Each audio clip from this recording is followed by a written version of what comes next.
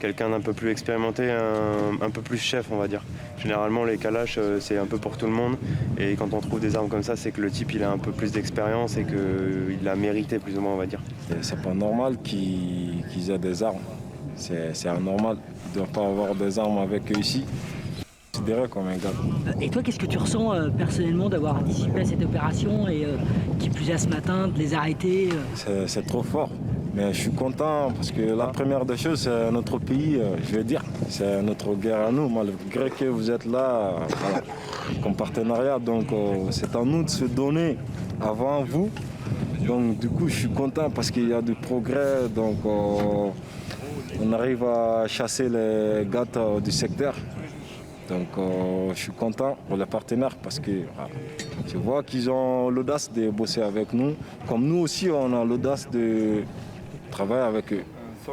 Comme à chaque étape clé de l'opération, le capitaine Peyo fait son rapport.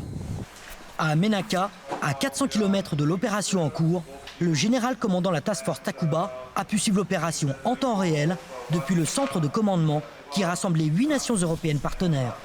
La situation est sous contrôle. Ce matin, le TG1 a capturé deux éléments et saisi de l'armement de type Dragunov. Donc des choses intéressantes à suivre pour la task force. Après avoir sillonné le Liptako malien et traqué les terroristes pendant près d'une semaine, la mission touche à sa fin pour le détachement franco-estonien. Afin de rallier Gao le plus rapidement possible, un hélicoptère britannique Chinook de la force Barkhane ravitaille le convoi et le soulage de ses quads et de ses motos.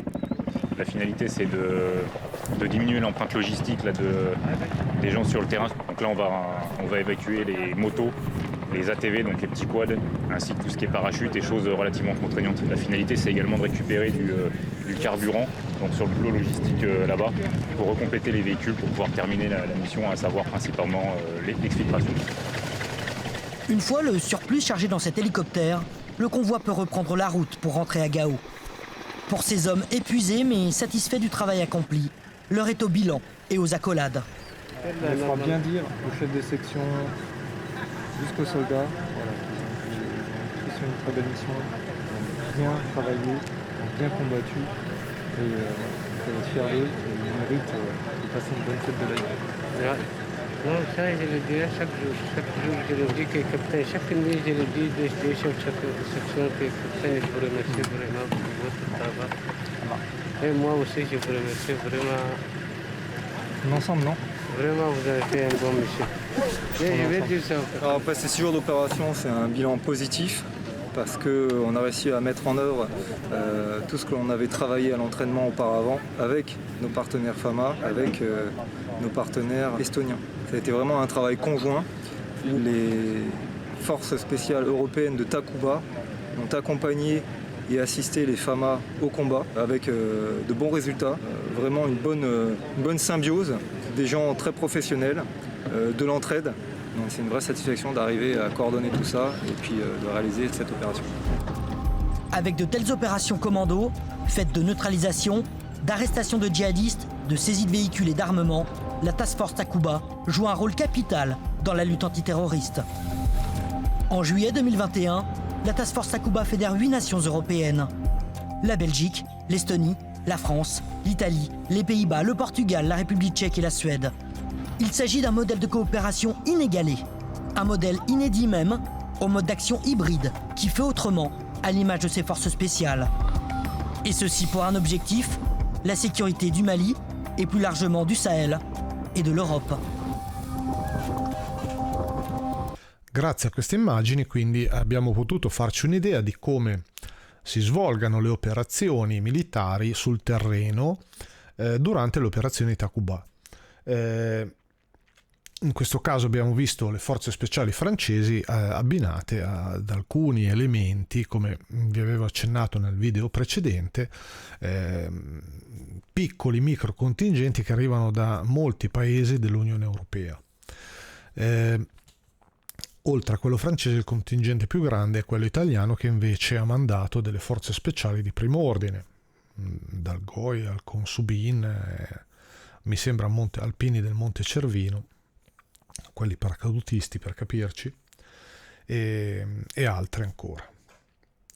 Il problema grosso è che queste azioni militari, così come vengono fatte, o forse anche per l'addestramento che viene dato alle forze, perché non intendo solo per addestramento il fatto che spieghino come affrontare una finestra, abbiamo visto nel All CQB, ecco, il movimento tattico di una squadra, quanto a livelli più elevati il tipo di formazione che viene dato agli ufficiali che devono coordinare, organizzare, ideare un tipo di operazioni e la strategia mirata allo specifico per ottenere poi la vittoria, cioè quale strada seguire per arrivare a un determinato obiettivo, che è appunto vincere contro questo terrorismo, che non è un'insurrezione,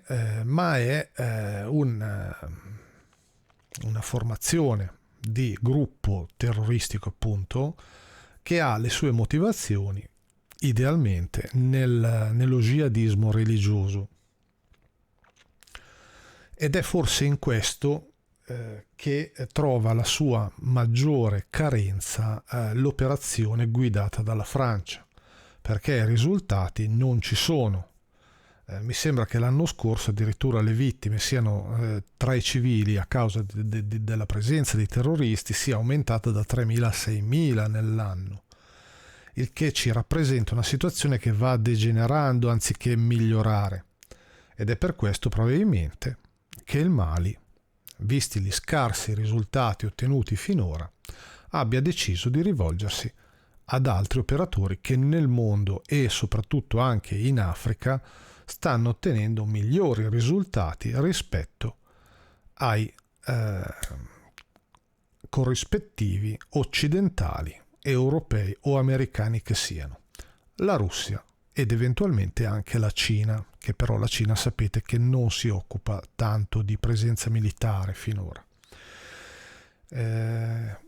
Vedremo poi cosa succederà. Nel video scorso abbiamo visto anche come il colpo decisivo forse l'abbia dato la Russia con l'invio degli elicotteri militari che anticipano l'arrivo del grosso delle formazioni poi di operatori di sicurezza, contractors per capirci, della Wagner nella Repubblica Centrafricana. Nel frattempo, con l'invio di ulteriori 600-800 soldati, tra l'altro, perché in Repubblica Centrafricana c'è una missione ufficiale dell'esercito russo, non è solo Wagner come nel caso sarebbe del Mali, però diciamo che se dovessero dare dei buoni risultati già si intravede la possibilità, vedete l'invio infatti degli elicotteri che non sono della Wagner, la possibilità quindi di avere poi una presenza militare ufficiale russa nel paese. Vi ringrazio quindi per l'attenzione e vi invito ad iscrivervi al canale. Se avete piacere di sostenerci con un caffè, un qualche cosa di simbolico, ne saremo molto contenti e vi ringrazieremo ancora di più. Grazie per l'attenzione e buona giornata a tutti.